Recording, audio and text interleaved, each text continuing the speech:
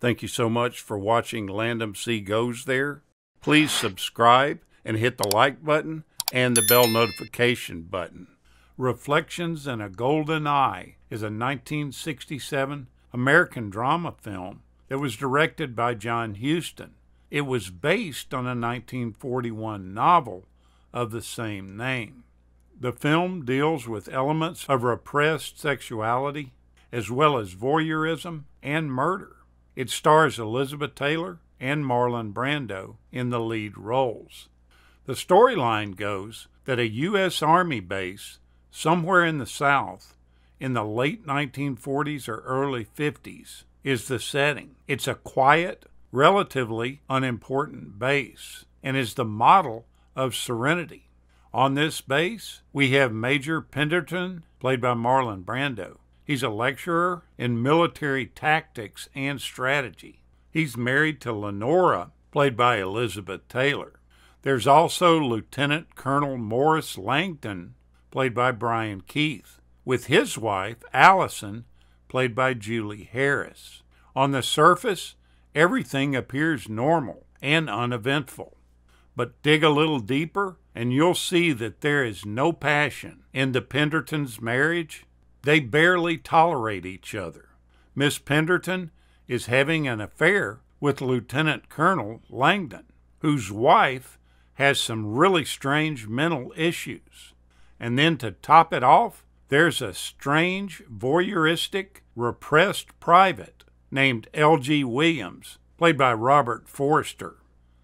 When the production was originally released, all the scenes were suffused with the color gold, and one object in each scene, such as a rose, would appear normal color. This was done in the reference to the houseboy's statement regarding the golden peacock in a drawing that he shows Allison. He states that the world is just a reflection in the eye of the golden peacock. But this release of the film puzzled audiences, and it was withdrawn, and a normal color version was released. The role of Major Penderton, which Brando plays, was a very physically demanding role.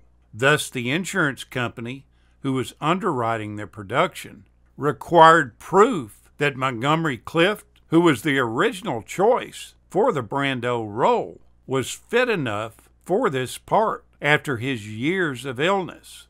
Clift's longtime friend, Elizabeth Taylor, committed her large salary as insurance in order to secure him for that role.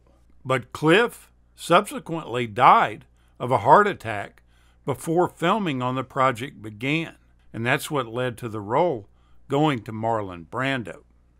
In the scene where Major Penderton gives a lecture on leadership, a subject which he is ill-suited for, Brando asks producer and director John Huston for another take, after delivering what the director thought was a superb performance. In the second take, Brando delivered a different line reading that was equally as brilliant. When it came time to cut this movie, Huston was completely baffled over which of the takes to use, as each was superb and relevant to the character. Brando did not like working with John Huston at all. He wasn't particularly impressed by Huston as a director or a human being. Huston recalled how he met with Marlon Brando to offer him the role of Major Penderton, and initially Brando rejected it completely, feeling that he just wasn't suited for that part. Huston then encouraged him to read the script and then to make a decision. After he had read the script, Brando took a very long walk in the middle of the rain and then came back to Huston and told him that he wanted the part. During the final 10 weeks of shooting, which took place at Dino De Laurentiis's studios in Rome, all this done to accommodate Elizabeth Taylor. Well, during this time, Marlon Brando had a really aggressive incident with the Italian paparazzi. Things got completely out of hand, and the actor was furious. Elizabeth Taylor's husband at the time, Richard Burton, wasn't too fond of some of her co-workers on the movie. He didn't like John Huston at all. He called him a simpleton that believes himself to be a genius, and also that he was a self-aggrandizing liar.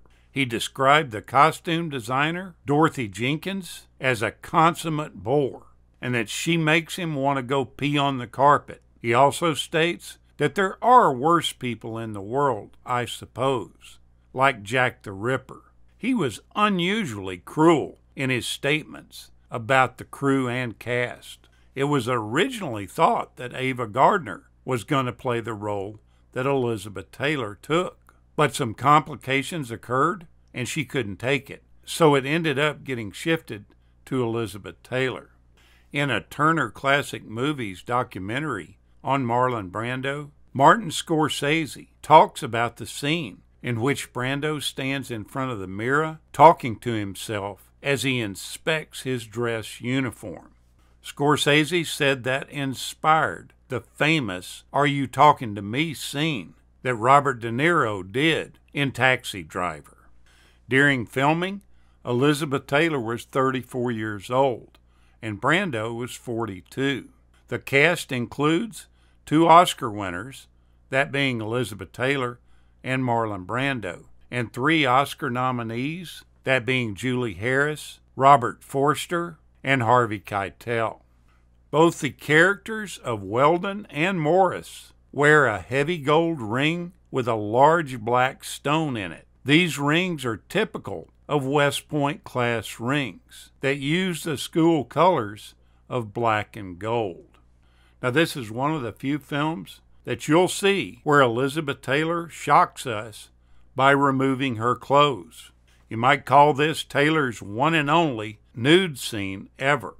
In it, she's furious that her domineering husband has accused her of dressing like a tramp around the house. She stands by the fireplace, eyes locked on his, her mouth tight with disdain.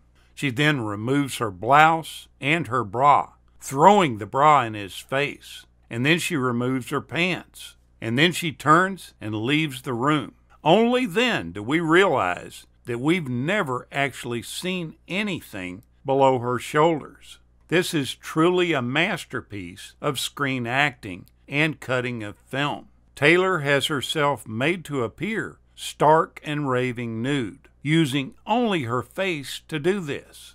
Now, there's one exception to this. As she walks off and continues up the stairs, you do see her backside completely bare. But the truth be known, this wasn't her. This was her body double. And there's no real credits on who did this, but you have to believe it was her normal body double, who is Phyllis Shelton. She had been on the set with Elizabeth Taylor in Italy when Cleopatra was filmed. She had ridden a horse in this movie and also honeymooned at the Mexican Riviera house that Miss Taylor owned with Richard Burton. They were pretty close, and she spent years being Miss Taylor's film double. And she really is pretty much a spitting image of her.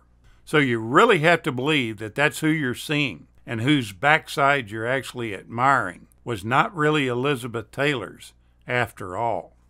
Take a look at this strange but really pretty good film. Thank you so much for watching, and we'll continue to chase the classics.